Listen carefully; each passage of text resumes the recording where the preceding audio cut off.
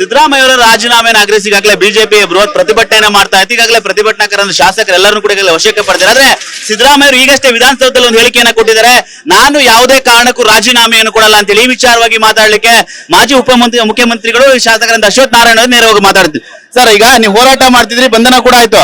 ಸಿದ್ದರಾಮಯ್ಯ ಈಗಷ್ಟೇ ರಿಯಾಕ್ಟ್ ಮಾಡಿದ್ದಾರೆ, ನಾನು ರಾಜೀನಾಮೆ ಕೊಡಲ್ಲ, ಯಾವ ಕಾರಣಕ್ಕೆ ರಾಜೀನಾಮೆ ಕೊಡಬೇಕು ಅಂತ ಹೇಳಿ. ನೋಡಿ, 50 ವರ್ಷ ಅಧಿಕಾರದಲ್ಲಿರುವಂತ ವ್ಯಕ್ತಿ ಯಾತಕ್ಕಾಗಿ ರಾಜೀನಾಮೆ? ಇಷ್ಟು ಚರ್ಚೆಯಾಗಿ ಸದನದ ಒಳಗೆ ಹೊರಗೆ ನ್ಯಾಯಾಲಯದಲ್ಲಿ ತೀರ್ಪು ಎಲ್ಲವನ್ನು ಕೊಟ್ಟು ಪ್ರೈಮಾ ಫೇಶಿಯಾ ಇದೆ, ಅಧಿಕಾರ ದುರ್ಬಳಕೆ ಆಗಿದೆ ಅನ್ನೋದು ಬಹಳ ಸ್ಪಷ್ಟವಾಗಿ ನ್ಯಾಯಾಲಯದ ತೀರ್ಪಲ್ಲಿ ಬಹಳ ಸ್ಪಷ್ಟವಾಗಿ ತಿಳಿಸಿದ್ದಾರೆ. ಯಾತಕ್ಕಾಗಿ ರಾಜೀನಾಮೆ? ಇಷ್ಟು ಬಂಡತನ ಇರಬಾರದು. ಸನ್ಮಾನ್ಯ ಸಿದ್ದರಾಮಯ್ಯನವರೇ, ಆತ್ಮಸಾಕ್ಷಿ ಇಟ್ಕೊಳ್ಳಿ, ನೈತಿಕತೆ ಇಟ್ಕೊಳ್ಳಿ, ಮೌಲ್ಯ ಇಟ್ಕೊಳ್ಳಿ, ನೀವು ಆಡಿದ ಮಾತನ್ನ ನೆನಪಿಸ್ಕೊಳ್ಳಿ. ಫೇರ್ ಅಂಡ್ ಇಂಪಾರ್ಷಿಯಲ್ ಎನ್ಕ್ವೈರಿ ಆಗ್ಬೇಕು ಅಂದ್ರೆ ನೀವು ಮುಖ್ಯಮಂತ್ರಿ ಆಗಿ ನಿಮ್ಮ ವಿರುದ್ಧವಾಗಿ ಹೇಗೆ ತನಿಖೆ ಆಗ್ಲಿಕ್ಕೆ ಸಾಧ್ಯವಿದೆ? ನಿಮ್ಮ ರಾಜೀನಾಮೆಯ ಮೂಲಕವೇ ನ್ಯಾಯಯುತವಾದಂತಹ ತನಿಖೆ ಆಗ್ಲಿಕ್ಕೆ ಸಾಧ್ಯವಾಗುತ್ತೆ, ನಿಮ್ಗೆ ಶಿಕ್ಷೆಗೆ ಗುರಿ ಆಗ್ಲಿಕ್ಕೂ ಸಾಧ್ಯವಾಗುತ್ತೆ. ನೀವು ಖಂಡಿತ ರಾಜೀನಾಮೆಯನ್ನು ಕೊಡುವಂತ ಮನಸ್ಥಿತಿಯಲ್ಲಿಲ್ಲ ಅಂತ ನಮ್ಗೆ ಗೊತ್ತು. ನೀವು ಬಂಡ್ರು, ಅಧಿಕಾರದ ದಾಹದಲ್ಲಿ ನೀವು ಕೊಡಲ್ಲ. ನೀವು ಕೊಡೋವರೆಗೂ ನಾವು ಬಿಡಲ್ಲ. ನಿಮ್ಮ ಹತ್ರ ಕೊಡ್ಸ್ತೀವಿ, ಪಡ್ಕೊಳ್ತೀವಿ. ನೀವು ಕೊಡೋವರೆಗೂ ನಾವು ಬಿಡಲ್ಲ.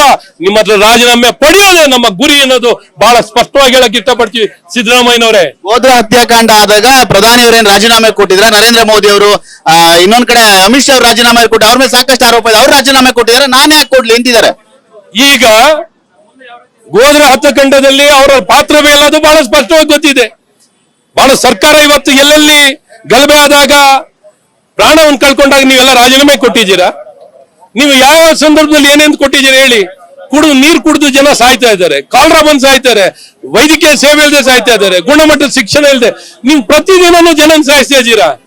ಆಡಳಿತ ಸಂಪೂರ್ಣವಾಗಿ ಕುಸಿದಿದೆ. ನಿಮ್ಮಿಂದ ಏನಾದ್ರು ನ್ಯಾಯಪೇಕ್ಷ ಪ್ರಯೋಜನ ಇದೆಯಾ ಸಿದ್ದರಾಮಯ್ಯನವರೇ? ನೀವು ಅಧಿಕಾರಕ್ಕೆ ಬಂದ ದಿನದಿಂದ ನಾಡಿನಲ್ಲಿ ಒಂದೇ ಒಂದು ಒಳ್ಳೆ ಕೆಲಸ ನಿಮ್ಮಿಂದ ಆಗಿದ್ರೆ ಹೇಳಿ. ಒಳ್ಳೆ ಆಡಳಿತ, ಅಭಿವೃದ್ಧಿ, ಭ್ರಷ್ಟಾಚಾರ ರಹಿತವಾದ ಸರ್ಕಾರ, ವರ್ಗಾವಣೆಯಲ್ಲಿ ಭ್ರಷ್ಟಾಚಾರ. ಈಗ ಕೋಳಿವಾಡ ಅವರ ಮಾತು ಹೇಳಿದ್ದಾರೆ. ಈಗ ಮಾಜಿ ಸ್ಪೀಕರ್ ಅವರು ಪಕ್ಷಕ್ಕೆ ಚ್ಯುತಿ ಆಗತ್ತೆ, ಪಕ್ಷಕ್ಕೆ ಡ್ಯಾಮೇಜ್ ಆಗ್ತಿದೆ, ರಾಜೀನಾಮೆ ಕೊಡಿ ಅಂತ ಹೇಳಿದ್ದಾರೆ. ಅವ್ರ ಪಕ್ಷದಲ್ಲಿ ಆಗ್ರಹ ಮಾಡ್ತಿದ್ದಾರೆ. ಹೌದು, ಅವ್ರ ಪಕ್ಷದಲ್ಲಿ ವರಿಷ್ಠರು, ಅವ್ರಿಗೆ ಸಂವಿಧಾನಕ್ಕೆ ಗೌರವ ಇಲ್ಲ, ಪ್ರಜಾಪ್ರಭುತ್ವಕ್ಕೆ ಗೌರವ ಇಲ್ಲ, ನೈತಿಕತೆಗೆ ವಿಶ್ವಾಸ ಇಲ್ಲ, ನೈತಿಕತೆ ಮೌಲ್ಯ ಇಲ್ಲ. ಅವ್ರ ವರಿಷ್ಠರೆಲ್ಲ ತೀರೋಗಿದ್ದಾರೆ, ಅವ್ರ ನೈತಿಕತೆಯನ್ನೇ ಕಳ್ಕೊಂಡಿದ್ದಾರೆ. ತಕ್ಷಣ ಮುಖ್ಯಮಂತ್ರಿಗಳಿಗೆ ರಾಜೀನಾಮೆಯನ್ನು ಕೊಡಿಸುವಂತ ನೈತಿಕತೆ ಜವಾಬ್ದಾರಿ ಅವರ ಕಾಂಗ್ರೆಸ್ ವರಿಷ್ಠರಾದಂತಹ ರಾಹುಲ್ ಗಾಂಧಿ, ಮಲ್ಲಿಕಾರ್ಜುನ್ ಖರ್ಗೆ ಇತರ ಎಲ್ಲರ ನಾಯಕರ ಮೇಲಿದೆ. ತಕ್ಷಣ ರಾಜೀನಾಮೆಯನ್ನು ಕೊಡಿಸಿ.